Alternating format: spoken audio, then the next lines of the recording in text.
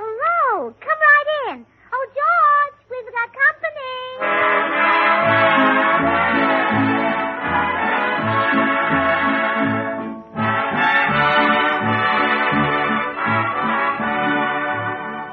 This is Bill Goodwin speaking for Lever Brothers, makers of Swan, the new white floating soap. Well, it's Tuesday night again. Time for another pleasant visit with George Burns and Gracie Allen. Their guests, the Arkansas traveler Bob Burns, Jimmy Cash, and Paul Whiteman and his music. And now meet the people who live in the Burns house, George and Gracie.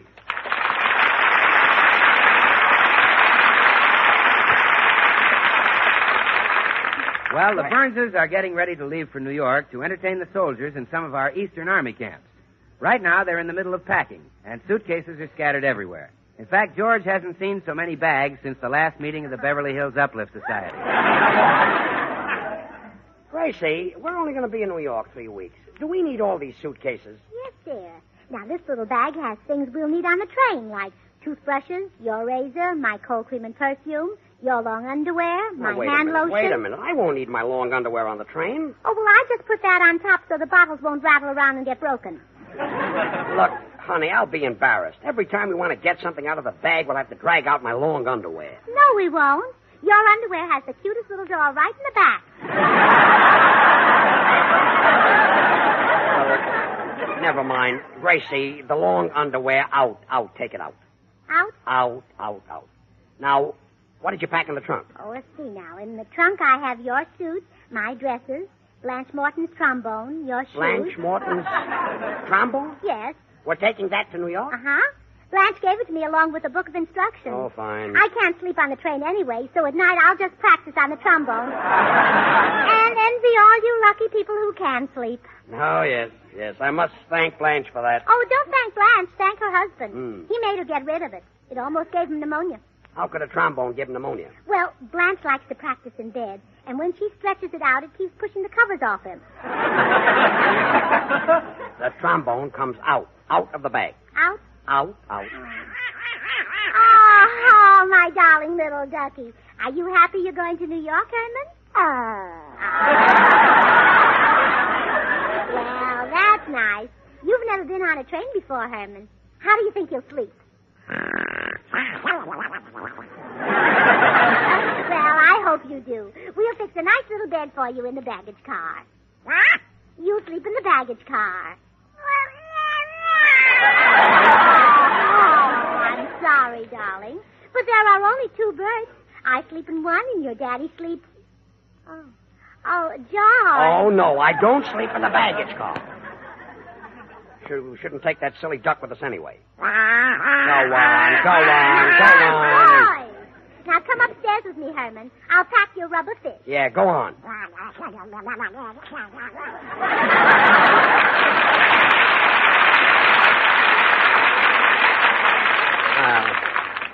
I'd like to see that Don Duck ride in the dining car under a blanket of wild rice and sweet potatoes. Hiya, George. Boy, the suitcase is heavy. Phew, say. What have you got in there? Well, just a pair of socks. That's a pair of socks? Well, that's all the clothes. Then there's 489 bars of Swan, the new white floating soap. It's purer than the finest Castiles, the regular Suds and Whiz, George. Bill, I'm sure they have Swan soap in New York. Oh, well, you see, I'm leaving most of it in Missouri. Missouri? Well, you see, Missouri is the show-me state, so I've arranged to show 'em. When we get to Kansas City, we'll be met by 6 beautiful girls carrying 6 beautiful dishpans of warm water. Oh, no. Now, quick as a flash, I drop a bar of Swan into each pan. And I invite the passers-by to step up and wash their dishes. Oh, yes. Everybody in Kansas City carries dirty dishes with them. Well, now, Can't George... walk down the street without bumping into a fellow with a casserole on his head. George... You feel naked unless you've got a soup plate under your arm. Well, you see, George, I've arranged for that. Ben Barth, who runs the cafe across from the station, is sending the dishpans and the dishes. So then we show him how great Swan is for washing the dishes. Show him how it suds faster than other white floating soaps. And tell him that since Swan is purer than the finest Castiles, it's kind to your hands. So it's great for every soap and water job in the house. Look, the demonstration is out. We won't have time to get off the train in Kansas City. Oh, George. Gee, Ben Barth will bring all those pans down from his cafe. You don't want old Ben to be left there holding his pans up. Bill, you're not taking 489 bars of Swan to New York. Well, okay, George. Oh, listen, I've got it. We'll break them all in two, and you can take half. Swan breaks in two with an easy twist of the wrist, you know. So you can use half in the kitchen for dishes and cleaning, and the other half in the bathroom for your hands and face. Look, Bill. Oh, hello, Bill. Oh, will you drop by and pick up Tootsie Sagwell's suitcases? She's all packed. Tootsie, is she going with us? Oh, sure. When she heard that we were going around to army camps to entertain the soldiers, you couldn't hold Tootsie back. I wonder what those soldiers will think when they see Tootsie. They'll think Sherman was right. See you later. Well, this trip is getting more and more uninteresting. Well, that's probably Bill again with more soap. You talk to him, dear. Good morning, Mrs. Burns. Oh, good morning, Mr. Postman. How are you feeling today? Solid, Mrs. Burns, solid. My doll and I went to the Palladium last night to frolic with the rest of the cats. Really? Yes, now I'm a hep jack from way back. Well, I'm certainly surprised. I've never thought of you as a jitterbug. Oh, I've got rhythm. Mr. Fine, I find. Well, that's very pretty. Thank you. Well, have you got any mail for me this morning? Yes, there's a letter here for your husband. I guess it's a fan letter. It's addressed to Mr. Burns, the radio comedian. Oh, thank you. Goodbye, Mr. Postman. Goodbye, Mrs. Burns. Remember, keep smiling.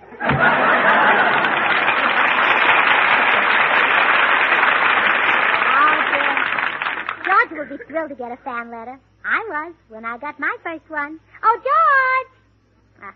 I guess he's busy. I'll open it and see what it says. Van Buren, Arkansas. Dear Mr. Burns, I have sold an egg and a pound of butter from the farm, and it brang me enough money to come to California. When I get there, we will be married. A 20-year engagement is long enough. Yours very true, Zelda Swineley. Zelda, engaged? Why? The nerve of that George Burns. All the time he's been married to me, he's been going steady. Why, if I thought for 1 minute... Well, sweetheart, we're all set for New York, honey. Everything is packed. Don't you honey me, you wolf. Huh? What? Yeah, I know all about you and Zelda Swineley. Zelda Swineley? I never heard of her. Oh, how can you lie like that? I have a letter from her right here. She says she's coming to California to marry you. To marry me? Zelda Swineley? Oh, let me tell you something, George Burns. You are a beast. If I had to do over again, I wouldn't marry you if my life depended on it. You're the worst husband in the whole world. And if that Zelda Swineley thinks I'm going to give you up without a fight, she's crazy.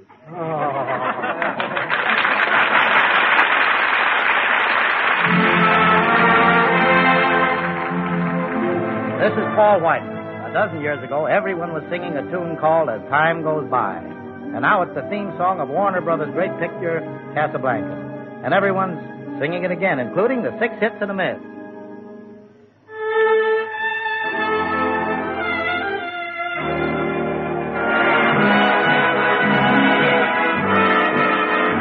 You must remember this, a kiss is still a kiss, a sigh is just a sigh.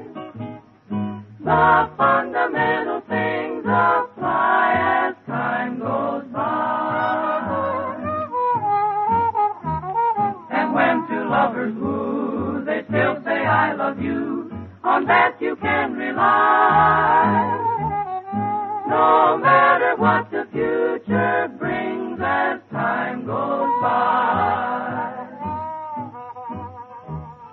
Moonlight and love songs never out of date. Heart full of passion, jealousy and hate.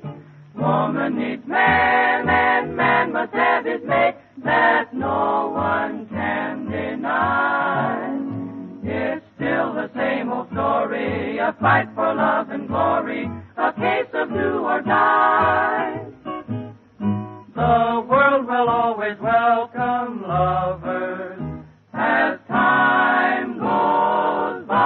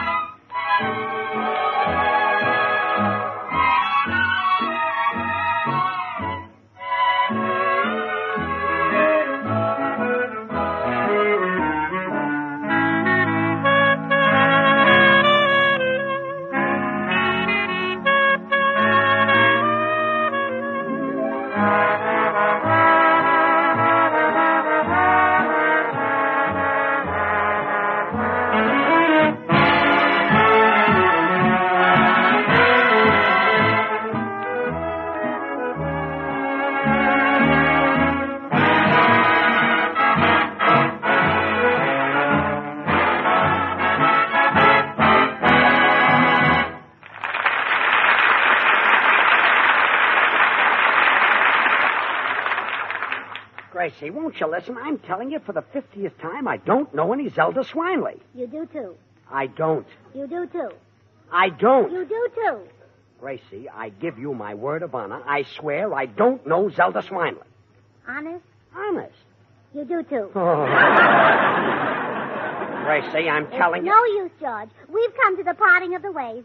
I'm leaving your bread and beard, or whatever they call it. Gracie, if you No, only... George, no. This is the end. I'm going up to my room. Oh, by the way, here's the letter from your girlfriend. I opened it by mistake. Goodbye, George. Gracie, will you please? Well, say, wait a minute. This letter is postmarked Van Buren, Arkansas. This is Bob Burns. Gracie! Oh, Gracie! Oh, she wouldn't believe me anyway. I'm going over and get that Bob Burns and have him straighten this out.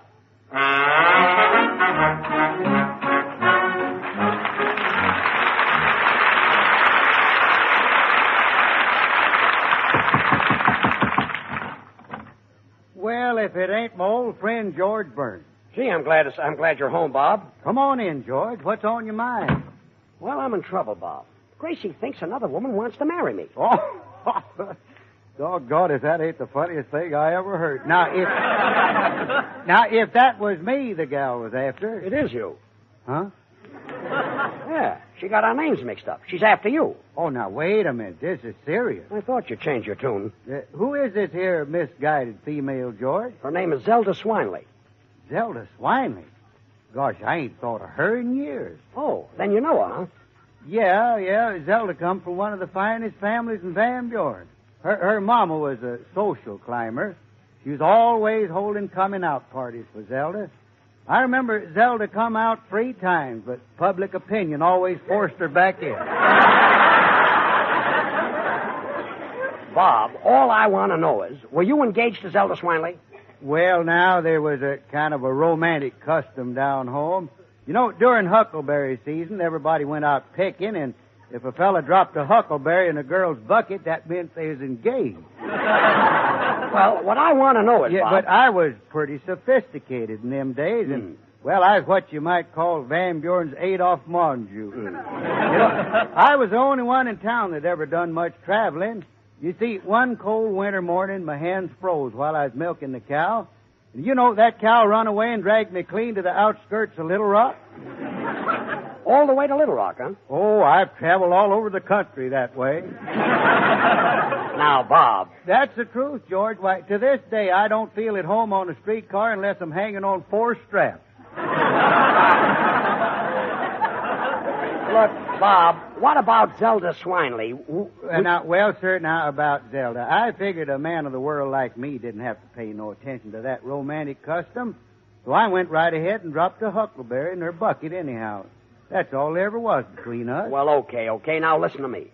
Gracie thinks Zelda is my girl, and you've got to come over and straighten me out. Well, gosh, George, why didn't you say so sooner? You just been standing there like a dummy. Yeah, I'm a big tongue-tied dope. Well, get your hat, Bob. Poor Gracie is probably having hysterics by now all alone in that house.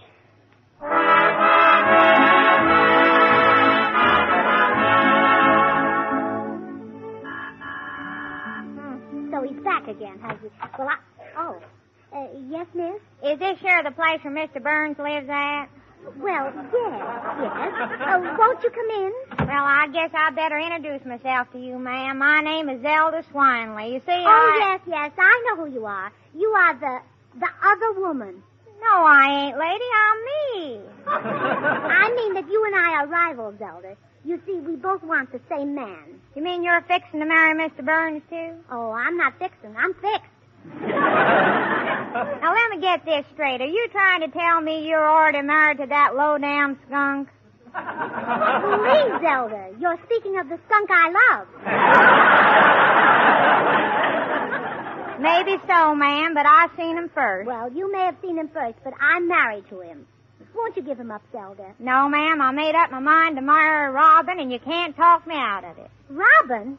Well, my husband's name is George. Isn't your husband the fella on the radio they call Bob Burns? Oh, my goodness, no. We're talking about 2 different people. Oh, I'll certainly have to apologize to George. How could I think that another woman wanted him? Then your husband ain't the Burns I'm marrying? That's right. You're getting the Burns, but not mine. Mine is the good-looking one. Yours is the clever one.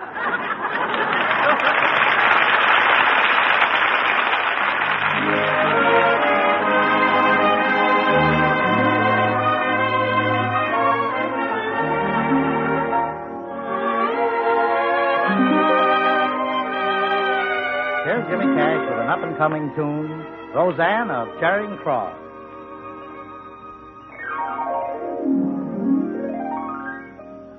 This is a story of London town. Love is the principal theme. All the story revolves around a girl, myself and my dream. Roseanne of Charing Cross, I keep your memory ever bright. Roseanne of Charing Cross, dressed in your uniform of white, there by my lonely bed, a lovely angel stopped and said, that's only thunder overhead, and that's how we met.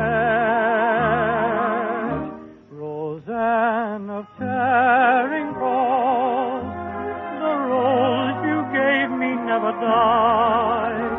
Roseanne of Charing Cross, it knows one day you'll be my bride, and it will live till then, until that happy moment when I know our paths will cross at Charing Cross again.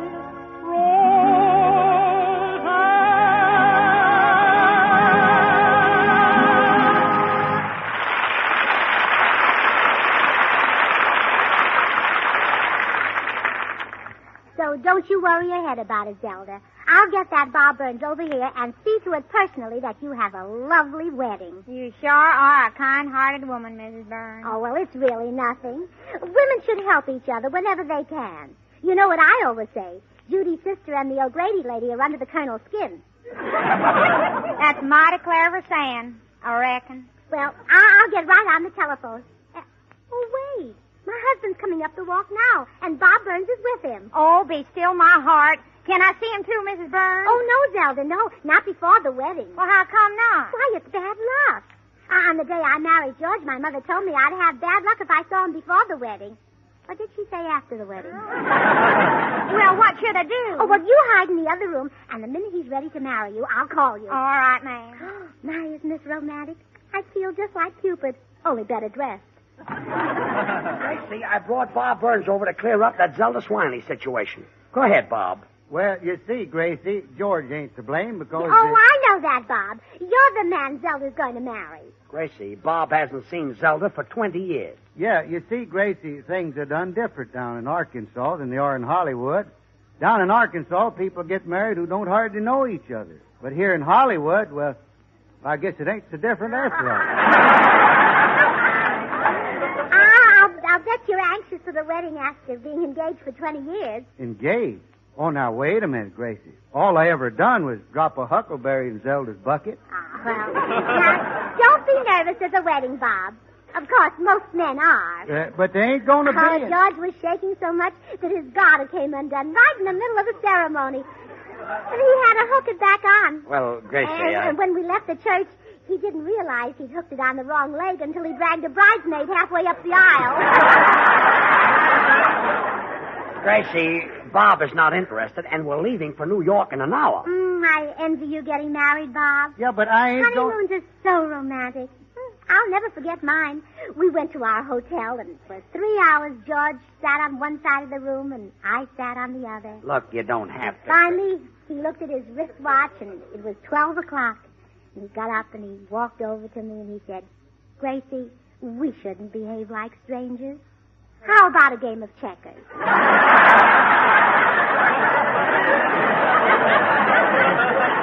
Yeah, that's mighty romantic. And I want to be the first to give the happy couple a present. You wait here, Bob. I've got something upstairs you'll adore. George, if they ever ration talk, you got to get Gracie a C card. Yeah, she gets kind of wound up. Yeah, I guess there's only one person in the world can out-talk Gracie. That's my Aunt Gabby Hink. That's my talking aunt. But she has an advantage. She could carry on 2 conversations at once. Well, how could she do that? Well, Aunt Gabby had a loose upper plate that clicked when she talked.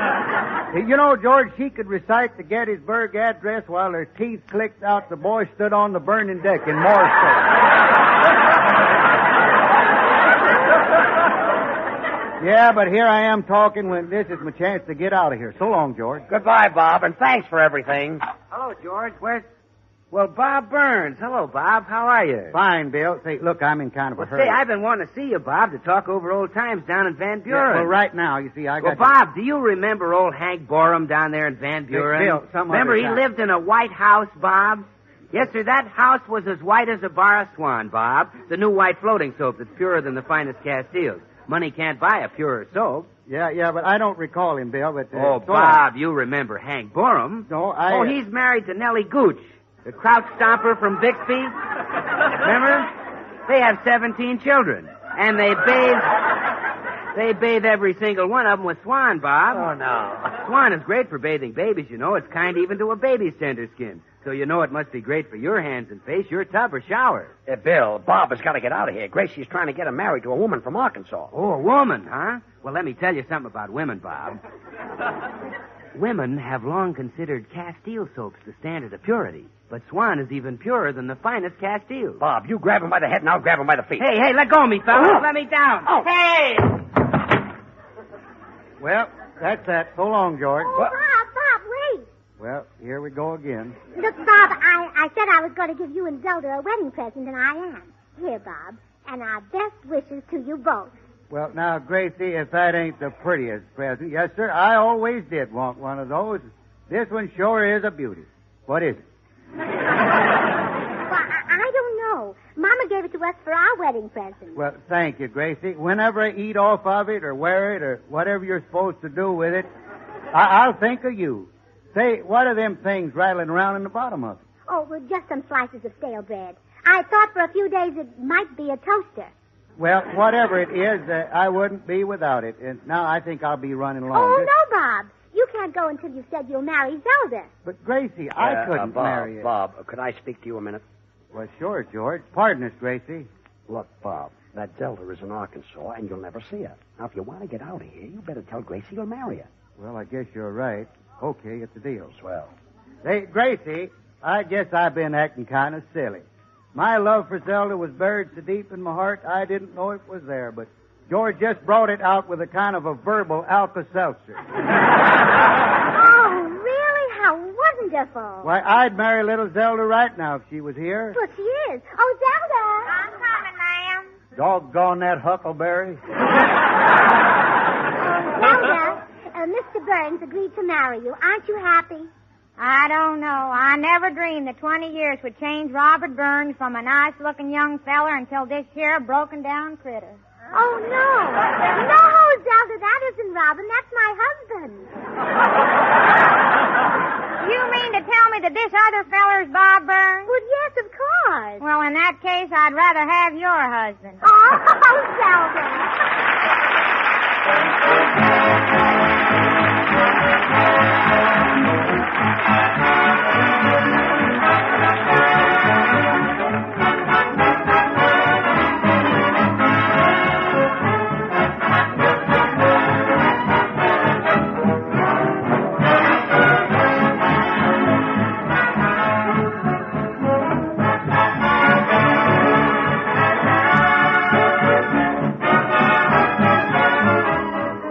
George and Gracie will be right back, so I'm just going to remind you women how tremendously important it is to save your waste kitchen fats. You should be able to collect at least a tablespoonful of waste fats and grease drippings every day from your baking, roasting, and frying. Now put it into a clean, smooth-topped can, and when you've got a pound, take it to your butcher's. Within 21 days, your waste fats will start going into munitions. Remember, when you throw away 1 tablespoonful of waste fat, you're throwing away 2 rounds of anti-aircraft ammunition. So don't help Hitler. Save your waste kitchen fat. Well, here they are. George, Gracie, and Paul Whiteman. Well, kids, thrilled about going to New York? You bet, Paul, and we're especially thrilled about the concert you're going to give at Carnegie Hall March 16th. Oh, and we're especially thrilled because I'm going to play the piano in your concert. Gracie, you're not going to do any such thing. The idea is ridiculous. But, George, I wrote a wonderful slogan to advertise my appearance. You wrote a slogan, Gracie? Well, yes. The best tunes of all moved to Carnegie Hall. You wrote that? Yes, I heard it on the radio and I sat right down And wrote it. Gracie, you can't do that slogan. Oh. Well, here's another one. How's this? That concert of Gracie's won't come from Macy's. Gracie, you're not going to play in Carnegie Hall. Oh. Well, I've got another slogan. She won't play the cymbals on the third floor at Gimbel's. Gracie. And here's another one. Good night, play, folks. and that Good ain't night. me. Hey, hey.